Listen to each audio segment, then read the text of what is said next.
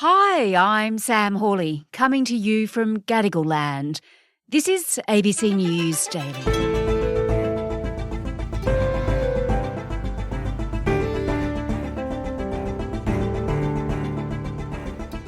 As the war in Gaza intensifies, protests across the world are growing larger and in some cases turning violent.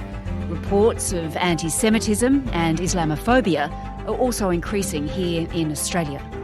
Today, Chair in Global Islamic Politics at Deakin Uni, Barton, on why the war is fueling a divide the Hamas terrorists would have hoped for.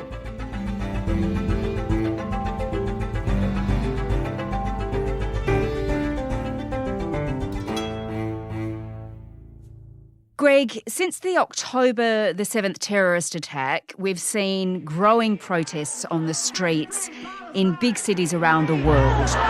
Free Palestine!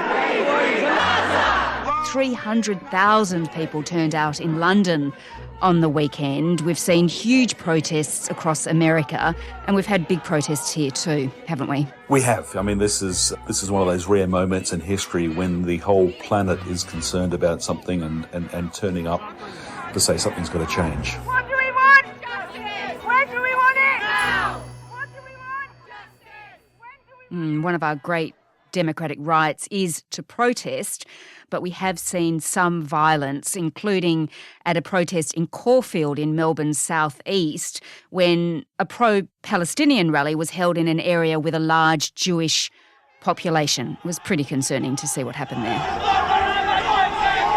That's right, and the protest organisers subsequently said they recognised it was a mistake to organise the protest in that location. It was not wise because they opened themselves up to these opportunistic outsiders coming in and causing trouble, and just for people with really charged emotions doing things which is not helping their cause.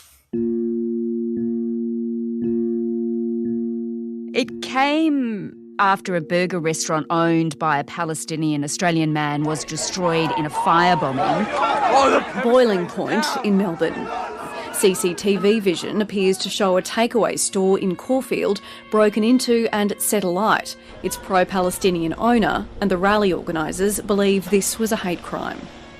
Some pro-Israel supporters had turned up there too, although police say there's currently no evidence suggesting the firebombing was politically or racially motivated. We can tell from the situation there that this is a really, really sensitive time. Yeah, we're dealing broadly with two communities who are directly affected by what's happening at the moment, and both have these primordial senses of horrific memories. For Jewish people, whether directly or indirectly connected, there's this collective memory of the Holocaust.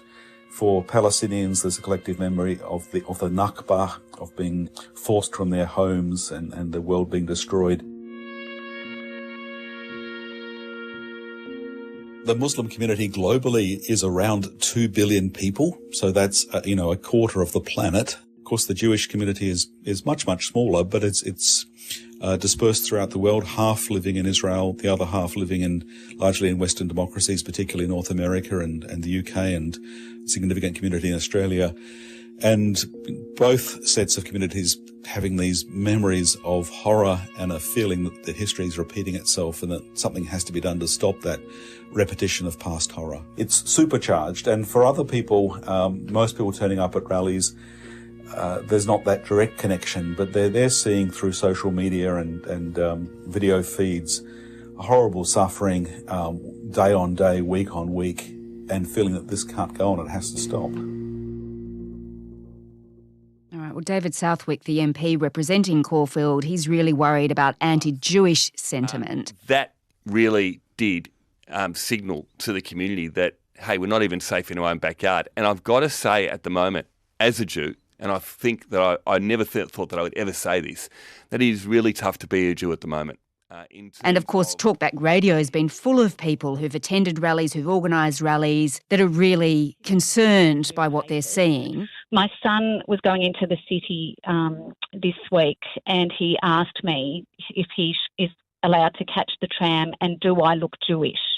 Palestinians have endured senseless violence at the hands of Israel and oppression for generations. I'm quite emotional about it. I'm not Jewish, I'm not Palestinian, but I'm going to support the Palestinians who do not have a voice. It's not that common, is it, to see protests of this size, to see emotions run so high? Well, in most respects, we're back to 9/11, back in 2001 after the Al-Qaeda terrorist attacks. And of course, that was horrific. And the global community responded with a sense of outrage at the terrorist acts and the victims in the US. But then as military actions began in Afghanistan, and particularly as we tipped through 2002 into 2003, there was increasing talk of invading Iraq, toppling the regime of Saddam Hussein. For reasons that were never clear at the time, were justified in terms of weapons of mass destruction allegedly present. Some said this was to stop Al-Qaeda having a presence in Iraq. As it turned out, the invasion opened the space for Al-Qaeda, which became ISIS. And we saw massive protests at the time saying, let's not carry out a military operation in Iraq. It makes no sense. It's not helping. Police say it was one of Australia's biggest rallies. So great were the numbers that it took 2 hours after the procession began for those at the back to start moving. That was the biggest sort of spontaneous eruption of protests since perhaps the Vietnam War, and we saw similar protests against what was then seen to be senseless violence and horrible loss of civilian life. So we're back in these sort of, once in several decades moment when people say, this is madness, it can't make any sense. We have to stand up and speak out so that it stops.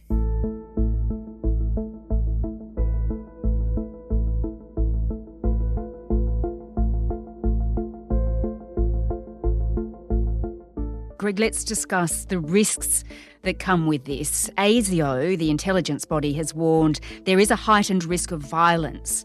What would it be considering at this time? What would be its biggest concern right now? The primary concern is not hundreds of people in the street per se, but a small number, dozens of people perhaps. There's a particular concern about neo-Nazis and other people associated with the far right. Well, and of course, neo-Nazis tend to be consistently anti-Semitic, but there's the potential for, across the political spectrum, people acting in the name of defending Israel. And of course, we've had half a century of terrorism justified in the name of defending people of Palestine, generally cynically and opportunistically. So there's precedence for this, but we are talking about a small number of opportunistic extremists, not genuinely concerned about broad human suffering, Palestinian cause or Israel, but just seeing a chance for mischief. So I guess the question is, how do governments at a state and federal level ensure we don't end up with the violence that ASIO is concerned about, or some sort of, civil unrest, remembering, of course, that the protests so far have been really peaceful? Well, I think the first thing is to remember that these peaceful protests are part and parcel of an open society and need to be defended. If we try and repress people's concerns, we end up with something much worse. Secondly, and we've seen this with comments from police and agencies, working with protest organisers, it's generally possible to minimise risk and deconflict. I mean, the protest organisers are protesting, by and large, protesting for peace. They don't want trouble, and they don't want their cause discredited. So being wise about working together to try and avoid, at least minimise the space for opportunistic outsiders to come in and cause trouble goes a long way to minimising the risk. Anthony Albanese has also pointed out that politicians need to be mindful of their language, that they have a responsibility not to politicise matters. It is vital at this time that people in positions of leadership exercise that leadership in a responsible way. Order. And seek Prime to bring Minister's people time together. has concluded. And we saw from Penny Wong's call for steps towards a ceasefire how sensitive it is. What I would say is we all want to take the next steps towards a ceasefire, but it cannot be one-sided. Hamas still holds hostages. Hamas is still attacking Israel. That infuriated Jewish groups. How important, Greg, is language? Well, I think the choice of words is really important. So the problem for many people with a call for ceasefires. It's saying, let's stop everything and not deal with Hamas. And, some people are worried it would mean that the hostages wouldn't be returned, but certainly that Hamas's military and political power in the Gaza Strip wouldn't be neutralized. On the other hand, it's clear that blockading the Gaza Strip in the way that it's being done is leading to lots of direct and indirect suffering. No diesel going in means there's no electricity for intensive care wards and for babies and incubators. That's dreadful. So the idea of at least pausing the conflict so there can be some sort of humanitarian deliveries of necessary aid for civilians is really important. But the way that that's expressed is hypersensitive at the moment. What has happened the last 5 weeks is clearly not sustainable. The loss of life is of such a scale and seemingly so unnecessary that people are saying, well, let's not keep repeating the madness.